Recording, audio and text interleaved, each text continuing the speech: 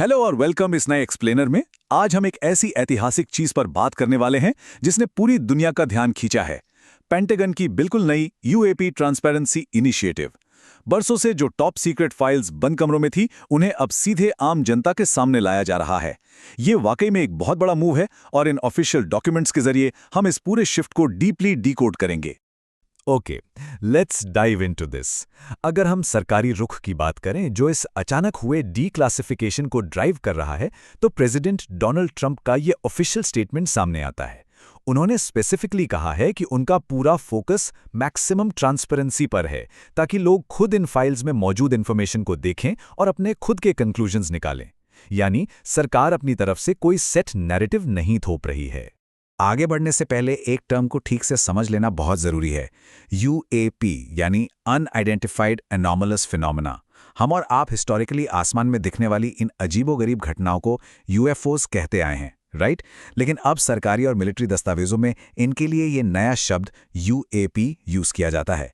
तो इस पूरे एक्सप्लेनर में हम इसी ऑफिशियल टर्मिनोलॉजी का ही इस्तेमाल करेंगे ताकि डेटा को ठीक से ट्रैक किया जा सके। चलिए आगे बढ़ते हैं पहले सेक्शन की तरफ। The transparency shift, letting the public decide. अगर हम पुराने समय पर थोड़ी नजर डालें तो ऐसी घटनाओं को लेकर सरकारी अप्रोच काफी अलग हुआ करती थी। पास्ट एडमिनिस्ट्रेशंस ज्यादातर इन रिपोर्ट्स को पब्लिकली डिस्क्रेडिट करने या दबा देने की कोशिश करती थीं। लेकिन करंट इनिशिएटिव इससे लिटरली 180 डिग्रीज अलग है।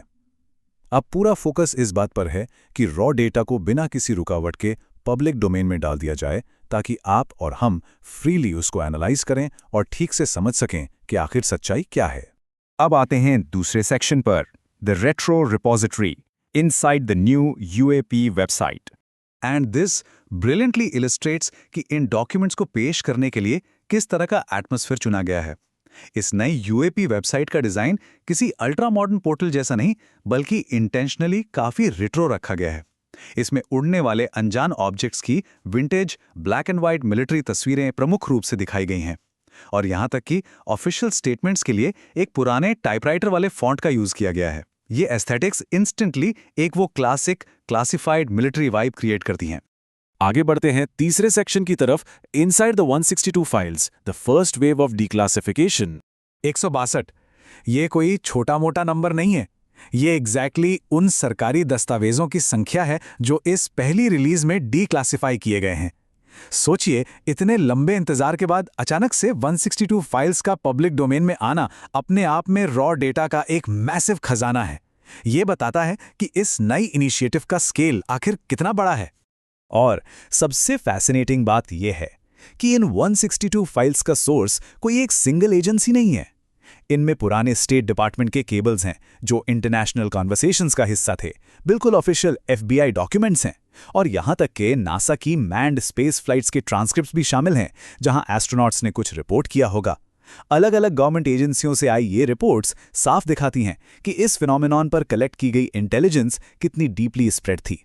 एक और बहुत ही अहम पॉइंट जो यहां याद रखने वाला है वो ये कि ये 162 फाइल्स आखिरी नहीं है। पेंटागन ने स्पेसिफिकली क्लियर किया है कि ये कोई वन टाइम इवेंट नहीं था। एडिशनल डॉक्यूमेंट्स अब लगातार रोलिंग बेसिस पर रिलीज होते रहेंगे। यानी इन्फॉर्मेशन बाहर आने का ये सिलसिला अभी बस शुरू ही हुआ है और आगे चलकर हमें और भी कई नए दस्तावेज देखने को मिलेंगे। चलिए अब इस डेटा में थोड़ा डीप डाइव करते हैं चौथे सेक्शन में, case study the 2023 drone sighting. Let's move to and see how this builds. चलिए एक स्पेसिफिक एनकाउंटर की टाइमलाइन देखते हैं। सितंबर 2023 में एक ड्रोन पायलट हवा में अचानक एक अनजान चीज से सामना होने की रिपोर्ट करता है। और यहाँ जो बात इस इंसिडेंट को और भी रहस्यमयी बनाती है वो है इसका टाइम फ्रेम। वो एनॉमलस ऑब्जेक्ट आसमान में सिर्फ और सिर्फ 5 से 10 सेकंड के लिए ही विजिबल था और उसके बाद अचानक गायब हो गया। इतनी छोटी सी अवधि बताती है कि ये घटनाएं कितनी तेजी से होती हैं। ये कोई इंटरनेट पर चलने वाली रैंडम स्टोरी नहीं है। ये साइटिंग सीधे एक ऑफिशियल एफबीआई इंटरव्यू डॉक्यूमेंट में दर्ज है। उसमें डिटेल में बताया गया है कि पायलट ने एक चमकदार लीनियर यानी एक सीधी लकीर जैसा ऑब्जेक्ट देखा जो आम ऑब्जेक्ट से बिल्कुल अलग अनयूजुअल विजुअल कैरेक्टरिस्टिक्स दिखा रहा था। एफबीआई जैसी टॉप एजेंसी का इस इन्वेस्टिगेशन में इन्वॉल्व होना और इंटरव्यू रिकॉर्ड करना इस इंसिडेंट की ग्रेविटी और प्रामाणिकता को एस्टैब्लिश करता है। Now what's really interesting about this part is उस ऑफिशियल डॉक्यूमेंट में एग्जैक्ट वर्ड्स क्या थे। पायलट ने डिस्क्राइब किया कि वो एक लीनियर ऑब्जेक्ट था जिसमें से आने वाली रोशनी इतनी ज्यादा ब्राइट थी कि उस लाइट के अंदर अलग अलग बैंड्स या पट्टियां साफ देखी जा सकती थी, और अगले ही पल वो रोशनी अचानक से बुझ गई और ऑब्जेक्ट बिल्कुल गायब हो गया। ये लिटरली एक सीन जैसा लगता है, और ये एग्जैक्ट सेंसरी डिटेल्स उस FBI इंटरव्यू से निकलकर हमारे सामने आई हैं। आते हैं आखिरी सेक्शन पर, drawing public conclusions, the unanswered questions. So the crucial point is, इस पूरे इनिशिएटिव का मकसद क्या है?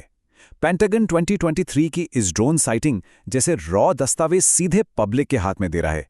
वो एविडेंस तो दे रहे हैं, लेकिन अपनी तरफ से ये नहीं बता रहे हैं कि आखिर वो ऑब्जेक्ट था क्या। कोई स्पेसिफिक एक्सप्लेनेशन वैलिडेट नहीं की जा रही है। हर रॉ डॉक्यूमेंट इसलिए दिया गया है ताकि आम लोग इसे खुद पढ़ें, एनालाइज करें और बिना किसी फिल्टर के अपने खुद के कंक्लूजन्स ड्रॉ करें। तो आखिर में सबसे बड़ा सवाल यही रह जाता है, जब UAP डॉक्यूमेंट सब कंटिन्यूअस रोलिंग बेसिस पर रिलीज होने वाले हैं, तो अगली ही फाइल ड्रॉप में और कौन से छुपाए गए रहस्य या अनॉमलस फिनोमिना हमारे सामने आने वाले हैं। हम अभी ठीक से अंदाजा भी नहीं लगा सकते कि उन फाइल्स में क्या हो सकता है। इस एक्सप्लेनर के लिए बस इतना ही।